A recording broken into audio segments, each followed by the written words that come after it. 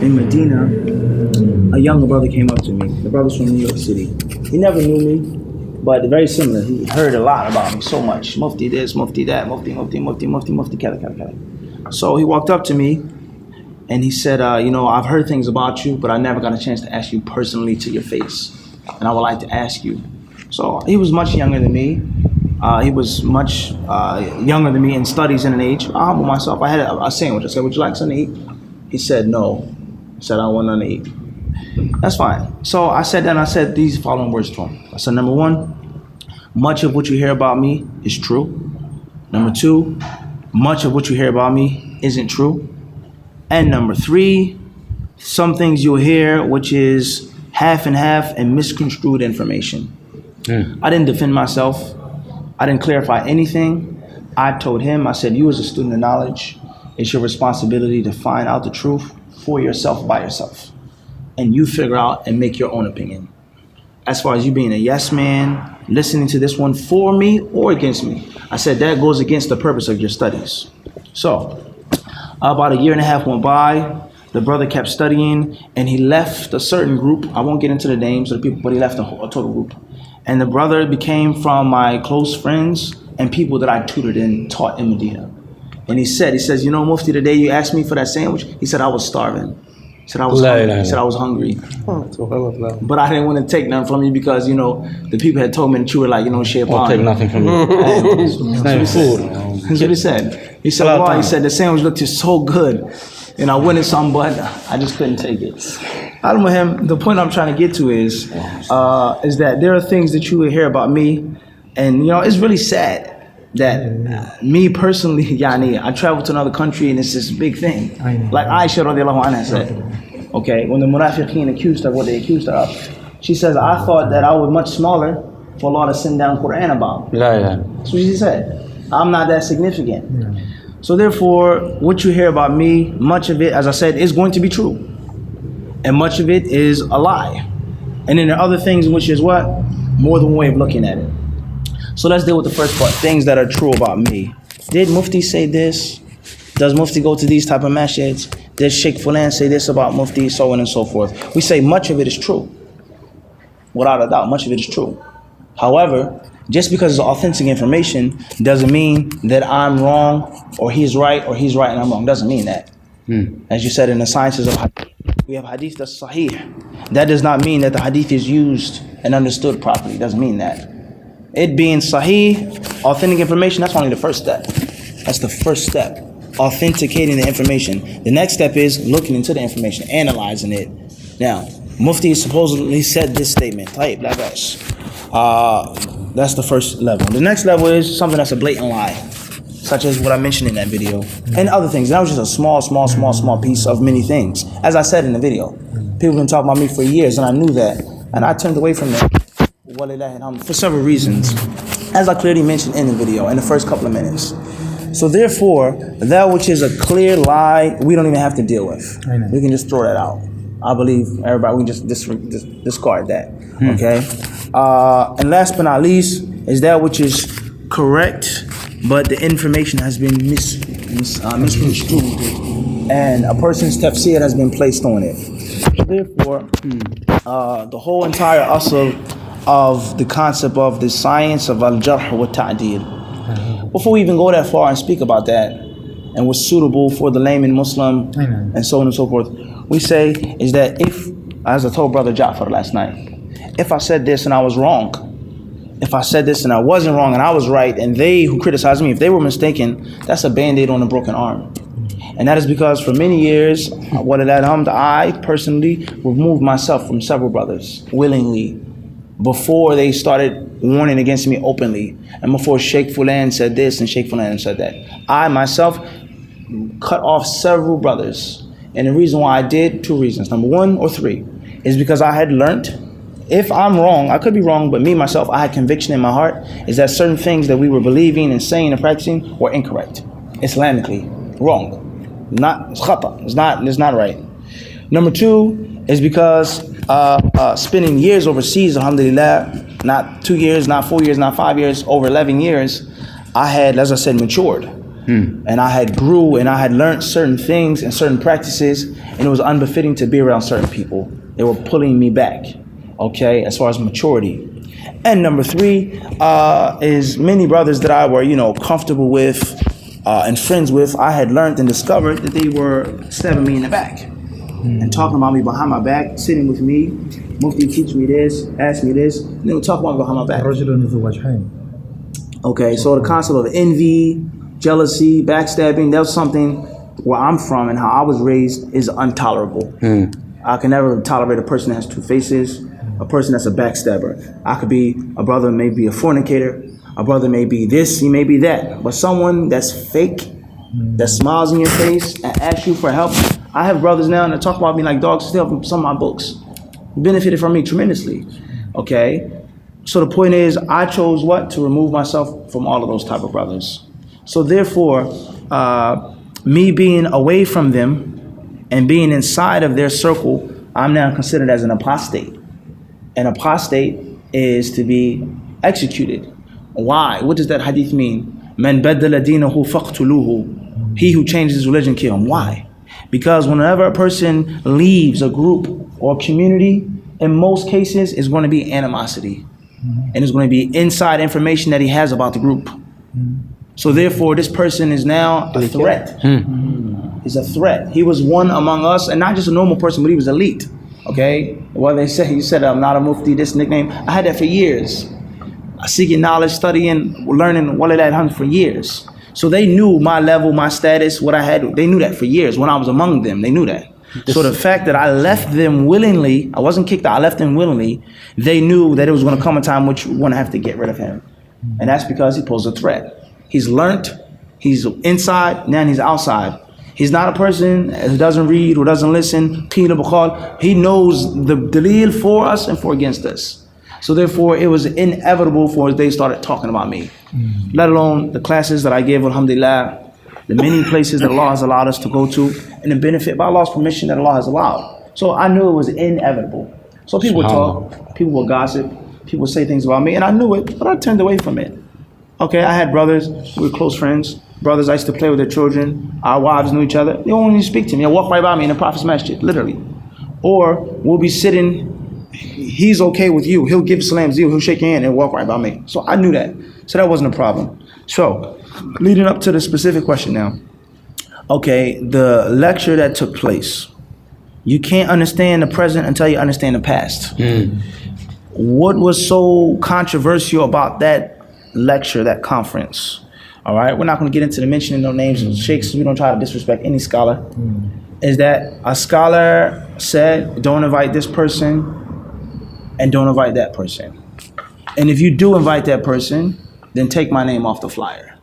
If you invite a student, an American student, then I'm not going to speak at your conference. That's fine. Sheikh has his own opinion. There's nothing wrong with that. That's his view.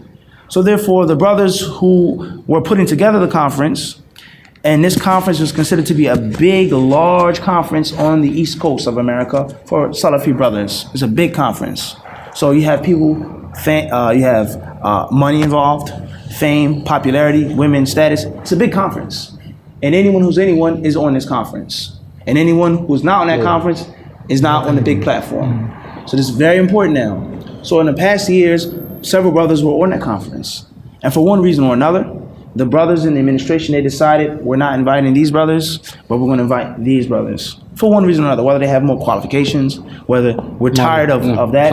Al-Muhim, certain people were invited, others weren't. So therefore, it's not a threat to people. It's a threat. So the brothers who ran the conference, they sought the advice of several mashayikh. I can tell you personally, and Allah is my witness, there was one scholar, I won't mention his name because you'll be shocked if I told you his name. They asked him a question. They said, Sheikh, we have a problem with Sheikh Fulan and with this student. We want to invite this student, but Sheikh Fulan says don't invite him, and if you do invite him, then take my name off the flyer. Do you know what the Sheikh said? He didn't say anything about the ulama, Sheikh Fulan. He didn't say nothing about that. He says, who's more beneficial to your conference? Who's going to benefit the people more? That's what he said. The two brothers there, they said, of course, is the student Fulan. He teaches us more classes. We barely speak to Sheikh Fulan. He's going to benefit our people. He's from us. The Sheikh said, He said, we were in his office in the King Fahd Quran complex. He was working. He said, so why are you in my office taking up my time? Allah, I swear, Allah is my witness. He said, why are you taking my time? He says, if you know someone who's more beneficial to your conference, why even?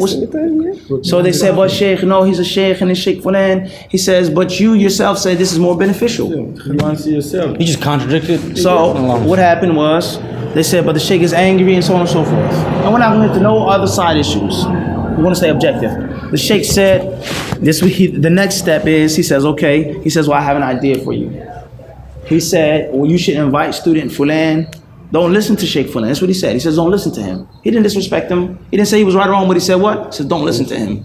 He says, invite him. He says, no, but the Sheikh and the people are going to boycott us. And they're going to want from us. And he says, so what? So therefore, he says, I'll give you one last solution. He says, won't you invite Sheikh Fulan on the flyer and have Brother Fulan speak without his name being on the flyer. So he said, everybody started laughing. They said, we can't do that, Sheikh. He says, well, I can't help you. So we left.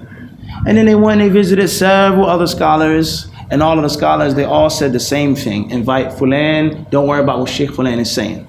Clear. So therefore, before I even get about Jarh or Ta'deel and what I said, the whole conference was already what? Jacked. Yeah. It was high profile. And the people that were not invited, for one reason or another, we don't know what's in the people's hearts, and we avoid speaking about what's in people's hearts, as many other brothers do. We don't do that. I know what you meant. Like, we don't do that. Only Allah knows. So therefore, the conference was already extremely high profile. So the brothers that weren't invited, they are already looking for a major region to sink the ship. So therefore, the classes that I did were on, or the theme of the conference was how Islam was preserved, Islamic legislation. So my classes were hadith-based or oriented, and I did a lecture on the sciences of al-Jarh wa Ta'deel. And I gave the brothers a brief background of what it is, its importance, its significance. And in that lecture, alhamdulillah, I'm happy and I'm proud to say is that I spoke what I felt was true. I didn't bite my tongue because of fear, because of consequences, because of backlashes, as many other brothers have done and do. I don't believe in that. So I said what I felt was the truth. And I said what I thought needed to be said. Is that the science of al-Jarh wa Ta'deel is no different than any other science in Islam. And there are things that are for the layman, and there are things that are not for the layman. There are things that are suitable for everyone to be taught about and hear about, and there are things that are exclusive to those who learn and study in detail. And I said, when it was, and the recording is on the video, so you have to take my statement. The recording is on YouTube. I'll listen to it many times. And if you pay attention, the brother, who I won't say anything negative about, his lecture, he didn't quote me not once. Yeah. He never brought any type of proof or brought a hand or anything. In my lecture, I specifically played his voice and I played my voice, because that's the dalil. Yeah. As I said to him, either you have it recorded or you have two trustworthy witnesses who said we heard him say this. Yeah. So therefore, I said that the Salaf as-Salih, radiallahu anhum, they would never sit in front of the general layman people and talk about these types of things that would cause confusion and so on and so forth. So therefore, obviously, and the amazing thing in the lecture, if you actually listen to it, as I mentioned, I said that Sheikh Fulan is a mountain of knowledge. They obviously skipped that, didn't listen to that, conveniently overheard that statement. But that's how it is. At the end of the day, the main criticism was in the following points. Number one was that al-Jarh wa Ta'deel is a science of hadith. And they're saying that al-Jarh wa Ta'deel is refuting and criticizing someone who makes a mistake. And I believe, and I still do believe, that mixing and jumbling between the two is wrong. And it's inaccurate scientifically. And I mentioned in my lecture is that there are certain things which are shared, like shahada and riwayah, testimony and narration. There are certain things that do merge, but it's two different sciences. That's what I said. And the second point of criticism was, and then you have to understand, Akhil Kareem and everyone else, is that there's a long history behind that statement. And the only reason why they refuted me on that statement is because Sheikh Fulan and another major scholar that was once the mountain of Medina, who then now refuted, he refuted him on that issue. And he said that's wrong. But that's not the reason why I said it. I said that because that's based on what I read. That was the first criticism. And that's fine. The deen is based off of criticism. Nothing wrong with that. And the second point was was my position on it's not proper to speak about these things in front of the general awam. So therefore, those were their 2 points of criticism against me. So therefore, about maybe I think a week after the lecture or something like that, a brother from the UK or I don't know who he was, he wrote an article refuting me. I looked at it briefly. Alhamdulillah, I didn't say anything. I didn't refute the brother. I kept doing my own business. The only reason why I did what I did against what Anwar said was what I mentioned in the lecture, because it was a blatant lie. Secondly, it was blatantly disrespectful. And thirdly, right. So, I felt is that it was nothing more except to speak and say something. So I spoke and I did what I did. That 3-part lecture, as I said, and I mean this, is only a small piece of what could have been said and what could have been brought to the surface. At the end of the day, that was the criticism that the brothers made. So about maybe a couple of months after that, there was a paper that was written against the conference once again. The conference, they still didn't let it die. And many people that don't know this is that what was said about me from Sheikh Fulan was listed among 10 other brothers. I won't mention their names, 10 other different brothers. A brother who came here to Guyana, who we won't get into, he was refuted in that paper. But they didn't mention that. Of course not. They didn't mention that. Well, The same person they're calling and asking him, what about him? That's the entire the method. That's selective, and that's the thing. I said that in the lecture. You can do something, but your opponent cannot. I mentioned all of that. Is that the Salaf were fair to each other? They were just. At the end of the day, that brother, he himself, we're not getting into anything else, but he himself, he was refuted in that lecture for talking about the Sahaba. Subhanallah. Okay? But he didn't mention that. Of course, Nobody knows. no, he didn't. Oh, Allah understand. No, he didn't. Okay, he he didn't have to do that. I know. Oh, they just That's forgive why him. I get angry. Because Allah understand. That's neither here or there. We don't want to get that's why I into. get angry. You know, wallahi, sorry to cut you, akhi. That is why I get angry, because, you know why? Because, I mean, when these brothers came up with this nonsense and so on, stating and so on, we can do this. I said, akhi, hat al-bayyina ala al-muzda'i. The onus of proof is upon the claimant. You're claiming. Where's the proof? Where is it? We're going to get there, Sheikh. So now the fact of the matter is, and there are many other interesting facts that I can bring up. Interesting facts, but we're not. Al-Muhim, it was about a list of brothers that were all refuted in one swipe. Fulan was refuted for saying this about the Sahaba on the minbar, that they were a gang of the prophets. He said they were a hit squad. He says this is what he said. He says the Sahaba were the prophets' hit squad. They were just goons. Goons, all right.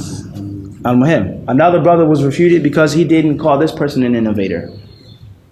Another brother was refuted because he didn't, and the list goes on. Among those people that was put into this declaration to the Sheikh was me.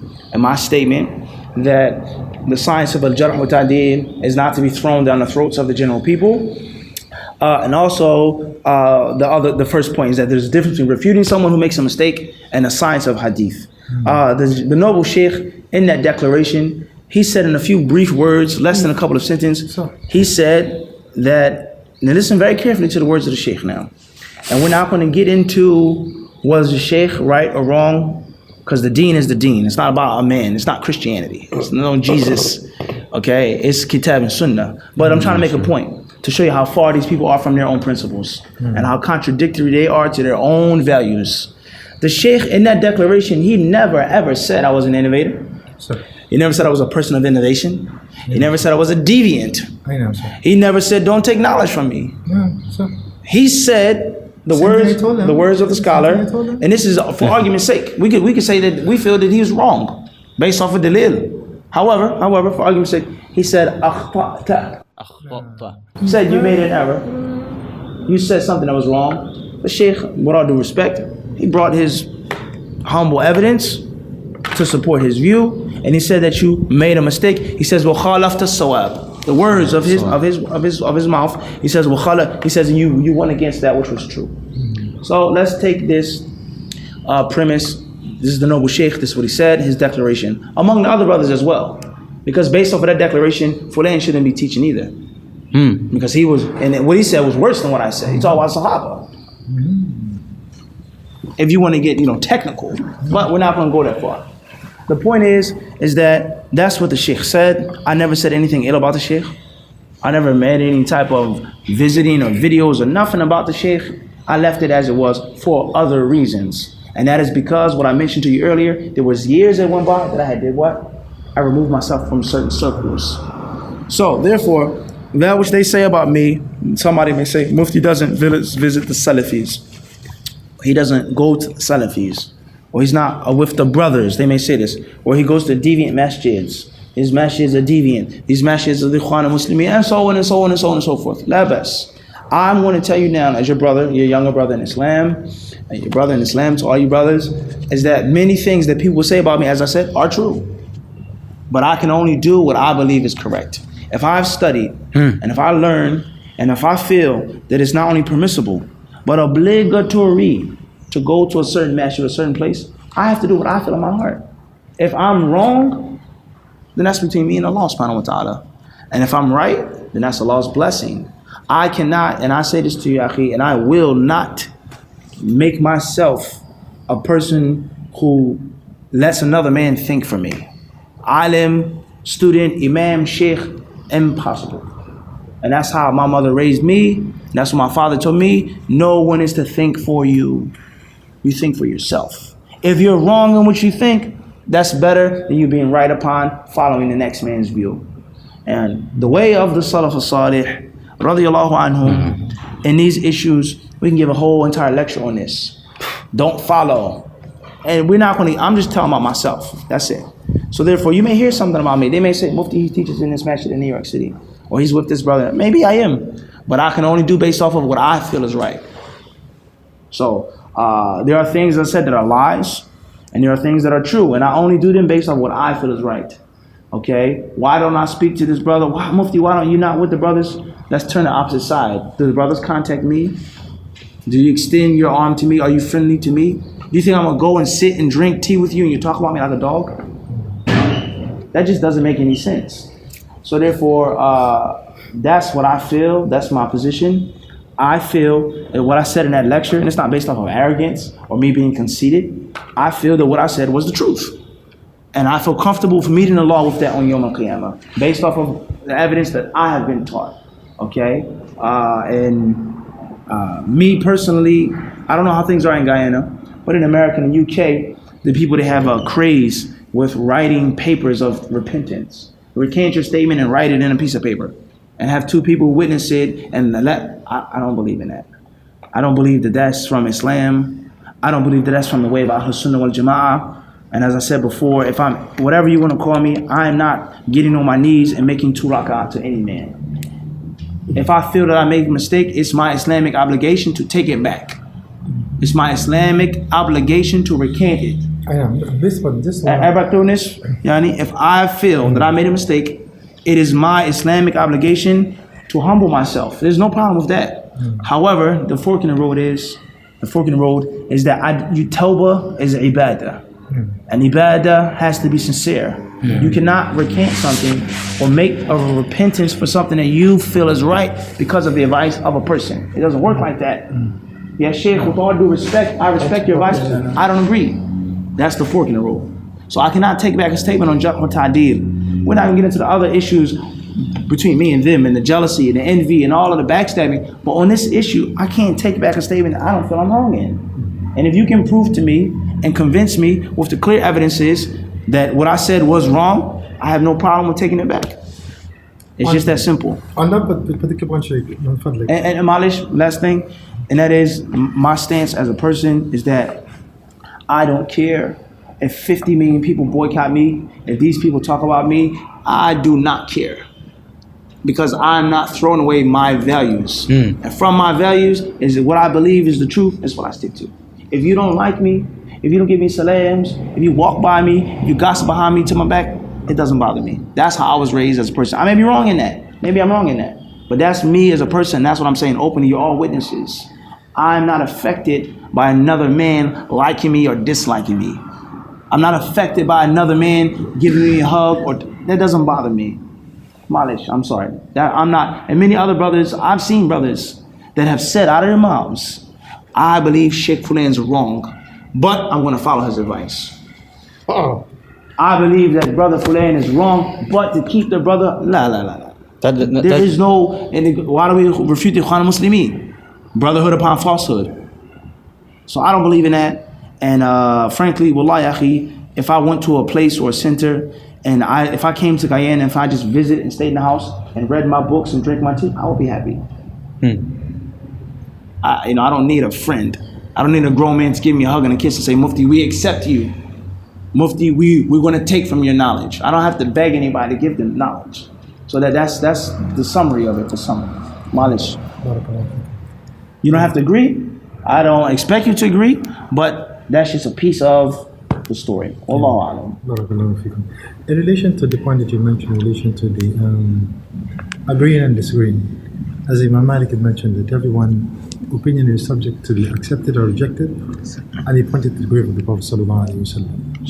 But I want to ask you, Barakallahu Fikum, in relation to, for example, the people who have preceded us and so on in terms of this particular area. Now, if you disagree with them on a particular issue, right, and the issue that you have disagreed with them on, that they have preceded you in knowledge and experience, would you say then that it is because of your not having enough knowledge on the particular field that has caused you to come to the conclusion you've come to? Sorry. In the lecture, I clearly mentioned, because that's the first thing that's going to be said, okay, is the whole concept of pawn and rook. It's a bigger piece. This is a sheikh. He knows more than you. Perhaps you're mistaken. I know that's the first thing that's going to be brought up. We're not going to get into that issue. I clearly mentioned the statements of probably 6 to 7 scholars who said the same exact thing that I've said, if not stronger than what I said. So that eliminates that variable. That's out the window. I just want to. You're convinced of that view, but it's not necessarily your. That's what's going to be said first, and that's an issue that has to be debated among tulab al-ilm. Okay, and if you want to get technical, Sheikh Rabi' himself.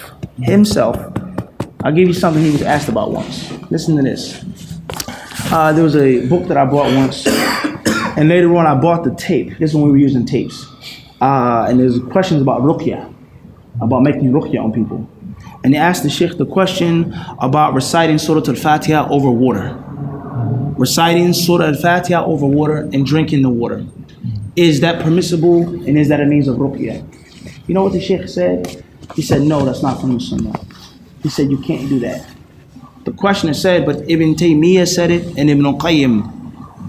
Now, we all know the statement, our religion is based off Kitab and Sunnah. But these names are mentioned, like, whoa, this is Mount Uhud and Shaykh al-Islam. It said Shaykh Ibn Taymiyyah and Ibn Qayyim both said, no, it's been proven, it's nothing that goes against it. You know what the Shaykh said?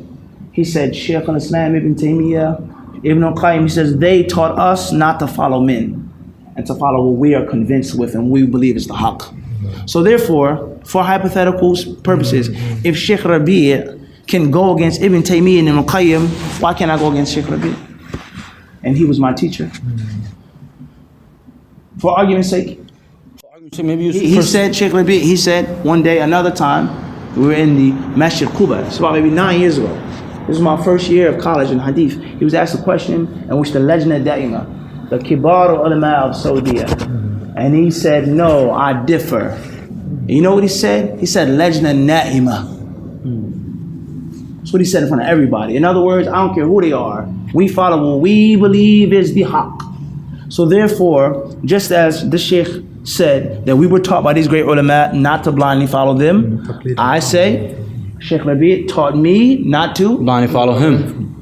So therefore, I don't see any of these two things that's going to, period. Whether you use personality, I'll clearly prove those who preceded me in that statement. And secondly, even if it was, and I'm nothing compared to Sheikh Rabi' or any other alim, I'm just a small beginner. But the point is, if it came down to that, it's not based off of age and knowledge. It's based off of what is in your heart. Now, what you're saying makes sense.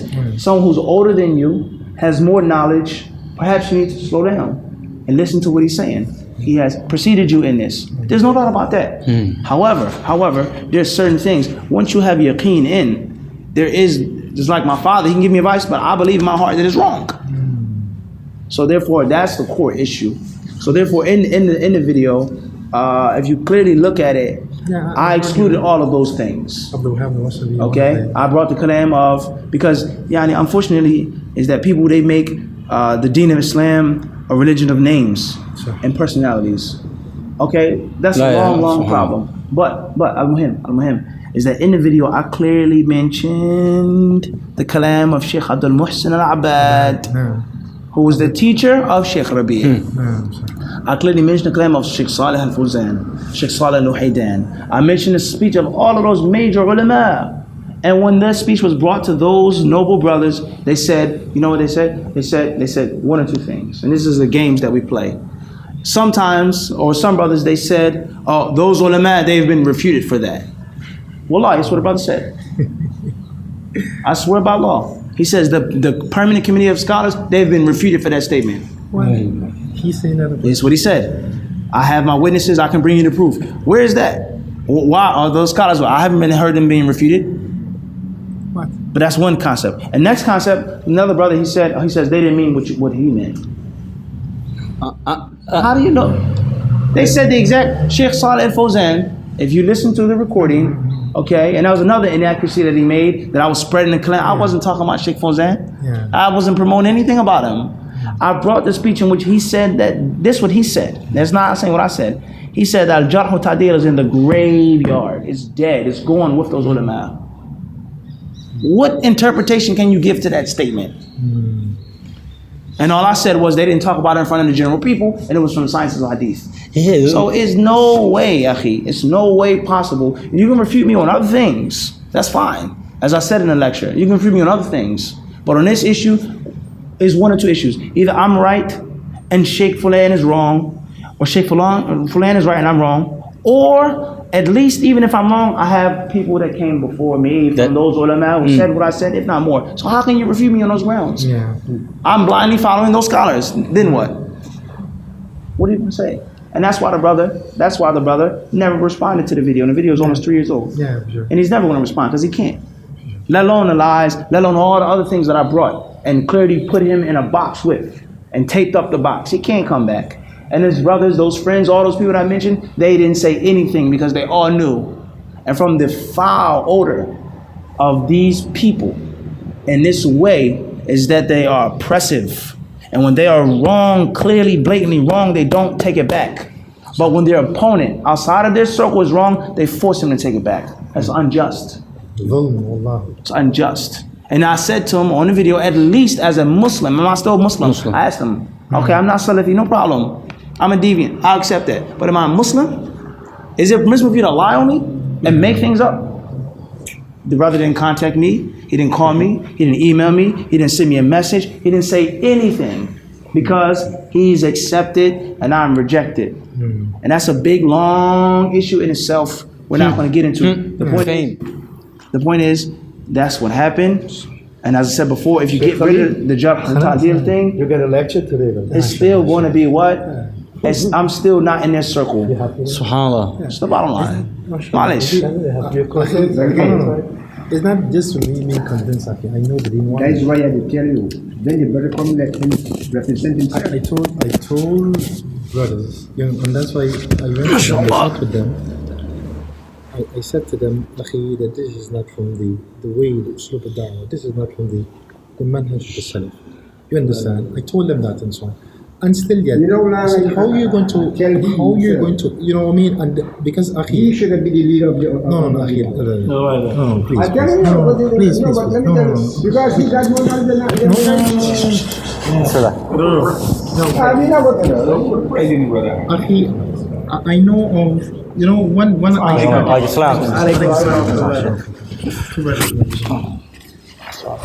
when I started to listen to the way, I mean, this brother started to talk. It 6 minutes.